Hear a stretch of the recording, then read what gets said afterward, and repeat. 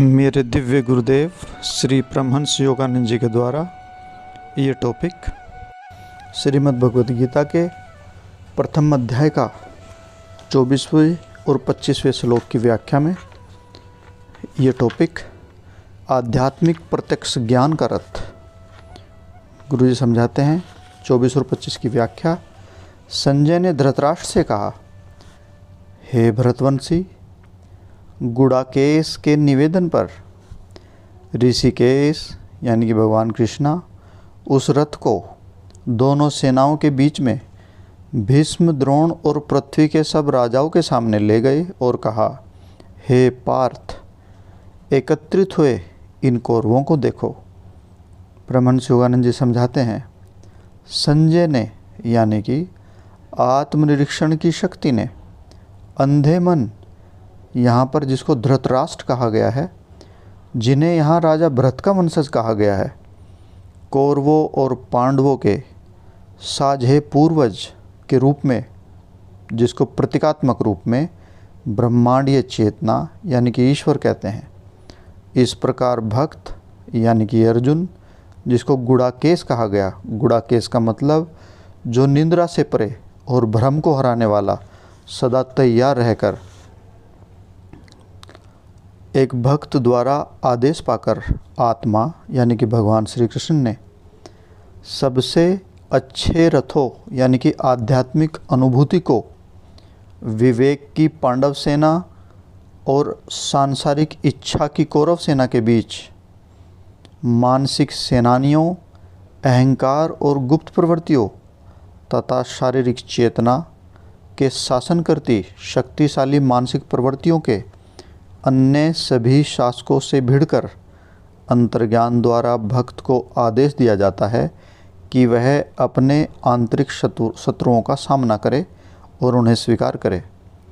अब निर्णय का क्षण है, जब आध्यात्मिक आकांक्षी के भीतर की अच्छाई और बुराई लड़ने को तैयार है। प्रत्येक पक्ष जीत के लिए करो या मरो के संघर्ष का सामना करता है। अनिश्चित भक्त तर्क करने लगता है कि ऐसे युद्ध का वास्तविक अर्थ क्या है। अतः उसका सारथी यानी कि आत्मा, जो परमात्मा से एक है यानी कि भगवान श्री कृष्ण, उसे उन शत्रुओं के ठीक सामने रखता है जिनको उसे नष्ट करना होगा। आध्यात्मिक आकांक्षी जब वह ज्ञान और लंबे ध्यान करने के लिए निद्रा अथवा आलस्य पर विजय प्राप्त कर लेता है, तब उसे गुड़ाकेश कहे जाने के योग्य बनता है। तब उसे गुड़ाकेश कहे जाने के योग्य है। अपनी आत्मा से एक रूप हुई चेतना को वह आदेश दे सकता है कि वह उसके आध्यात्मिक प्रत्यक्ष अनुभव पर स्पष्ट रूप से और निष्पक्ष रूप से ध्यान केंद्रित करे। यह प्रत्यक्ष ज्ञान वह भक्त भव्य रथ है जिस पर भक्त दुख बढ़ाने वाली इंद्रियों के विसर्जन और निर्जन वन से, मेरुदंड के चक्रों के मरुद्धान से होकर दिव्य परमस्तकीय चक्रों में सर्वव्यापी चेतना के स्तर तक पहुंच जाता है। जब भक्त आध्यात्मिक रूप से उन्नत हो जाता है, वह अपने आध्यात्मिक प्रत्यक्ष बोध के रथ को किसी भी क्षेत्र पर केंद्रित कर सकता है। नित्य जागृत भक्त यानी कि गुड़ाकेश यानी कि अर्जुन, आत्म केंद्रित आनंदमय अवस्था में अपने आध्यात्मिक प्रत्यक्ष बोध के रथ को मन की दुष्ट इंद्रिय प्रवृत्तियों एवं आत्मा की विवेकशील प्रवृत्तियों के बीच यानी कि युद्ध क्षेत्र के बीच सही अवलोकन करने के लिए, ठीक से देखने के लिए उचित रूप से स्थित देखता है। भौतिक स्तर पर एक मनुष्य की अवस्था सांसारिक संघर्ष और लक्ष्यों के साथ चेतना की पूर्ण एक रूपता द्वारा पहचानी जाती है। उदाहरण के लिए, एक साधारण व्यापारी की प्रत्यक्ष धारणा यानी कि एक व्यापारी किस तरह से देखता है, जो अपने मस्तिष्क के पीछे प्रज्ञा यानी कि ज्ञान को समझने की चेष्टा कभी भी नहीं करता, उस शक्ति को जिसके बिना कोई भी व्यापार नहीं किया जा सकता, उसको नहीं जानता। गहन ध्यान में अनियमित प्रयास द्वारा जागृत होता भक्त बोध के दूसरे धरातल पर पहुंचता है, जिसमें कभी कभार वह इंद्रियों से परे चला जाता है और अपनी आत्मा की गहन शांति और आनंद का अनुभव करता है। प्रत्यक्ष अनुभव के तीसरे स्तर पर आत्मनियंत्रित योगी मध्य बिंदु पर पहुंच चुका है, जिसमें जब उसकी चेतना मेरुदंड के चक्रों में केंद्रित होती है, वह परमानंद एवं दिव्य अनुभूति की झलकें पाता है। यहाँ पर वह आत्मा के गुणों और इंद्रिय प्रवृत्तियों को समान रूप से एक देखता है। स्थिर ध्यान और योग की सही आदतों में उचित शिक्षा के परिणाम स्वरूप वह इस पड़ाव तक पहुँच चुका होता है।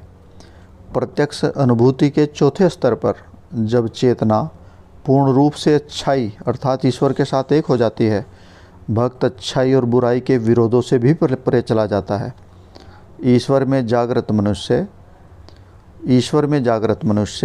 प्रकृति के द्वंद्वों, आनंद में एवं दुख में करने वाले अनुभवों, स्वास्थ्य एवं रोग, जीवन और मृत्यु, इन सब के अधीन नहीं रहता। अच्छाई एवं बुराई की मृग मरीचिकाएँ तब लुप्त हो जाती हैं, उन सपनों की ही भांति जो वे स्वयं में हैं, एक स्वप्न मात्र।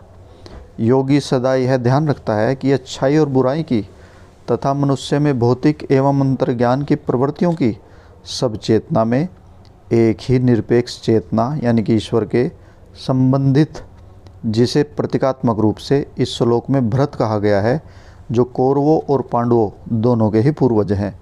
जैसे कि प्रकाश की अनुपस्थिति अंधकार कहलाती है और अंधकार का अभाव प्रकाश कहलाता है, इसी प्रकार आत्मनियंत्रण की कमी दुर्बलता कहलाती है और दुर्बलता की कमी आत्मनियंत्रण कहलाती है। इस अर्थ में हम समझ पाते हैं कि कैसे द्वंद्वता अथवा अच्छाई और बुराई एकमात्र एकता ईश्वर के विपरीत सकारात्मक और नकारात्मक अभिव्यक्तियां हैं। प्रत्येक मनुष्य की व्यवहार की व्यक्तिगत विशेषताएं अधिकांश रूप से उसकी सभी आदतों का पूर्ण योग है।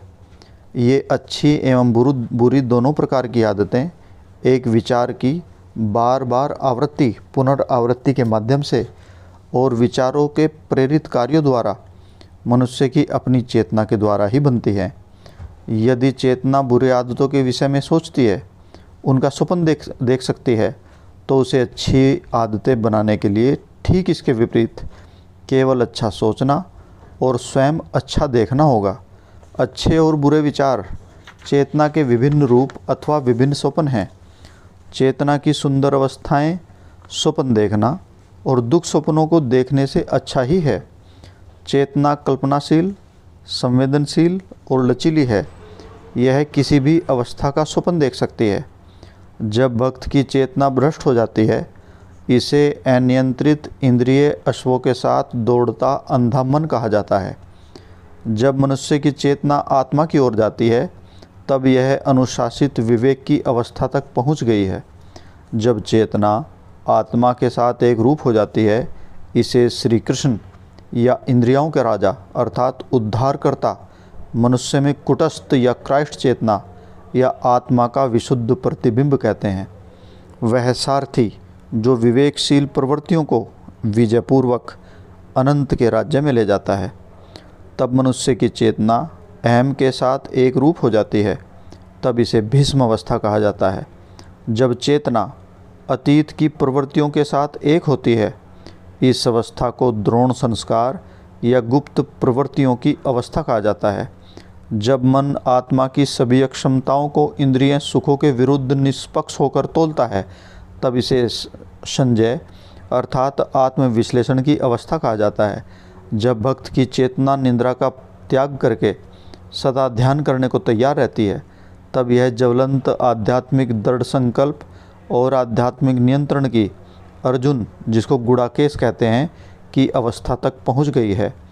अर्जुन पार्थ, इसका मतलब है अवस्था की वह चेतना जिसमें भक्त मानसीय इंद्रिय प्रवृत्तियां यानी कि अपने कुरु रिश्तेदारों से कौरवों को रिश्तेदारों के रूप में उनकी जो सहानुभूति रखता है, उसे यह स्मरण कराने की आवश्यकता है कि वह प्रथा का पुत्र है। प्रथा का मतलब कुंती का पुत्र। इसका मतलब है वैराग्य और त्याग की शक्ति का प्रतीक यानी कि कुंती यानी कि प्रथा। इस कारण इसे तदनुसार कार्य करना चाहिए, यानी कि प्रथा का पुत्र होने के माध्यम से इसको त्याग और वैराग्य की शक्ति का सहारा लेना चाहिए और ऐसा ही उचित कार्य भी करना चाहिए और प्रकृति से उत्पन्न प्रवृत्तियों के आगे झुकना नहीं चाहिए। इसलिए इनको प्रथा पुत्र कहा गया है। चेतना का द्वैत भाव जो अच्छाई और बुराई की सभी अवस्थाओं को उत्पन्न करने वाला है। चेतना का द्वैत भाव अपने साझे पूर्वज यानी कि पूर्व ब्रह्म यानी कि ब्रह्मांडीय चेतना के साथ अब भक्त में एक कष्टकारी उलझन का कारण बनेगा। श्रीमद् भगवद गीता जो एक व्यापक आध्यात्मिक और मनोवैज्ञानिक ग्रंथ है, उन सभी अनुभवों का वर्णन करता है जो मुक्ति के पथ पर चलते हुए आध्यात्मिक पथिक को प्राप्त होंगे। अब तक ध्यान मुख्य रूप से उन सकारात्मक अवस्थाओं पर रहा है जिन्हें पाने के लिए भक्त प्रयासरत है। अगले श्लोकों में प्रथम अध्याय के अंत तक और द्वितीय अध्याय के प्रथम भाग में उन नकारात्मक अवस्थाओं के विरुद्ध चेतावनी दी गई है जो भक्त को भयभीत करके उसे अपने लक्ष्य से मोड़ देते हैं। पूर्व सावधानी पूर्व तैयारी है। वह भक्त जो उस मार्ग को समझता है जिस पर उसे चलना होगा, अपरिहार्य विरोध पर अनिश्चितता और निराशा कभी अनुभव नहीं करेगा। सच्चा भक्त केवल ईश्वर पर अपना विश्वास ही नहीं रखता, वह समझ और ज्ञान द्वारा उसकी आराधना भी करता है। अज्ञान पूर्ण धार्मिकता को परमेश्वर अस्वीकार नहीं करते, परंतु यह आध्यात्मिकता का एक निम्न रूप है। यानी कि जो अज्ञानपूर्ण धर्म को निभाते हैं, भगवान इसको अस्वीकार नहीं करते, उसको भी स्वीकार करते हैं, पर यह आध्यात्मिकता का सबसे निचला रूप है। मनुष्य को जिसके पास ज्ञान है, विवेक है, स्वतंत्र चुनाव के दिव्य उपहार हैं, अपने सृष्टिकर्ता की आराधना यानी कि भगवान से प्रार्थना सत्य और ज्ञान से ही करनी चाहिए।